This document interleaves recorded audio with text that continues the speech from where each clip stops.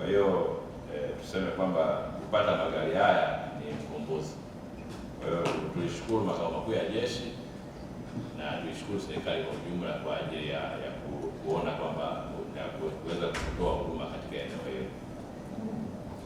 Niwakumbushe tu kuwa magari haya yamenunuliwa na serikali kwa gharama kubwa, hivyo yanapaswa kutunzwa na kutumika kwa maslahi mapana ya Jeshi la Kujenga Taifa, Jeshi la Ulinzi la Wananchi wa Tanzania na taifa kwa ujumla. Tufahamu kwamba kitu chochote usipokitunza ni tatizo. Ni lazima tufuate taratibu za matunzo ya magari haya. Inapotakiwa kufanyiwa service, yafanyiwe service. Madereva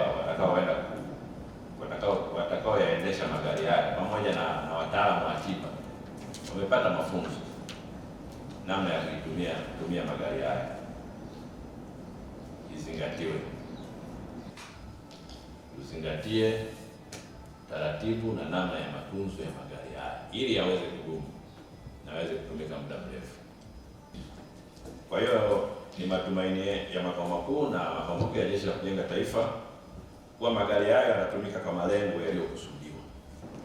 Napenda kutoa shukrani za dhati kabisa kwa Mheshimiwa Rais na Amiri Jeshi Mkuu Daktari Samia Suluhu Hassan, Waziri wa Ulinzi Mheshimiwa Daktari Kilimo Nyansao,